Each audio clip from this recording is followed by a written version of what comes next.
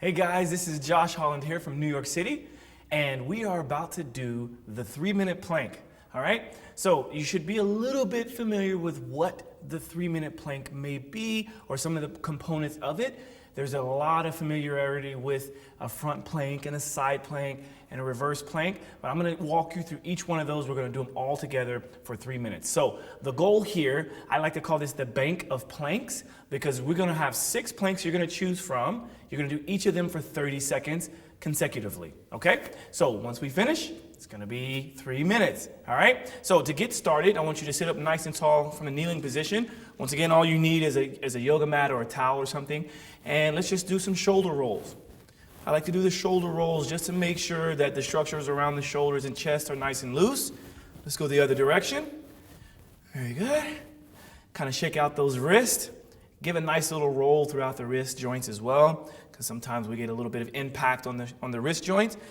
Good. Shake out those arms, shimmy a little bit, and let's get started for the 3-minute plank. So the overall goal here is to stay above the ground without touching. One of the trickiest parts of this is at the very end when we go from a side plank transitioning into a reverse plank, okay? But watch me, mirror yourself with this with the device, and you should be good to go, okay? All right, here we go. So we're gonna start in 3, 2, 1 on a forearm plank, 30 seconds. Here we go. All right, so now while you're in your plank, I want you to focus on exactly what you're working. We're working our midsection here, okay? Nice tight core.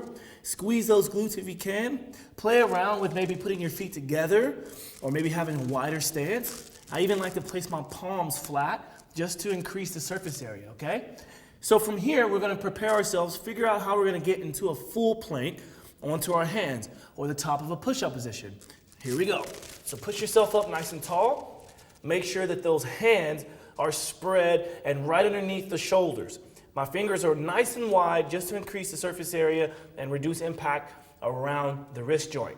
So from here, once again, you can take your feet wide, you can put your feet together, whatever feels good for you, okay? Now, from here, we're gonna do what's called a quadrupedal plank. Some like to call it a beast plank. It's gonna be basically in all fours with your knees about 2 inches above the ground, all right?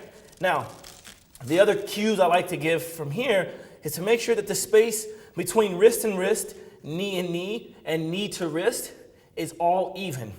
Hence, the perfect square. All right, not a rectangle, not too wide, not a circle somehow. You're gonna be in a nice quadrupedal plank. This one here is quite tricky, okay? So, knock this one out, do this one with me, and then start thinking about which direction you're gonna go for your side plank on your forearm. Here we go. Side plank on the forearm. Now, from here, you can place your hand on your hip. You can place your hand high in the air. You can split your feet if you need to. You can even place a hand down. But for 30 seconds, just keep those hips up. Do what you can. Stay nice and tight in your obliques. Focus. Breathe. We should be switching soon. All right, breathe it out. In 3, 2, 1, and let's go to the other side. Good job, other side plank. Hold those hips up nice and high. Same thing here. You can switch your stance. You can stack your feet.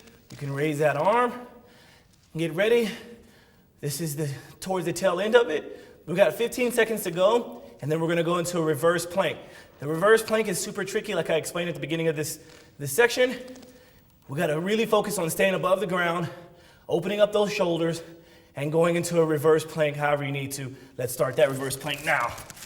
Stay up nice and tall, and here's your reverse plank.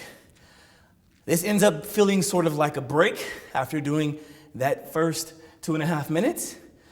Focus here is keeping those hips up nice and high, squeezing those glutes, heads back, shoulder blades squeezed together, fingers out to the side, and breathe. Push those heels into the floor, and 5, 4, 3, 2, 1, and there is your 3-minute plank.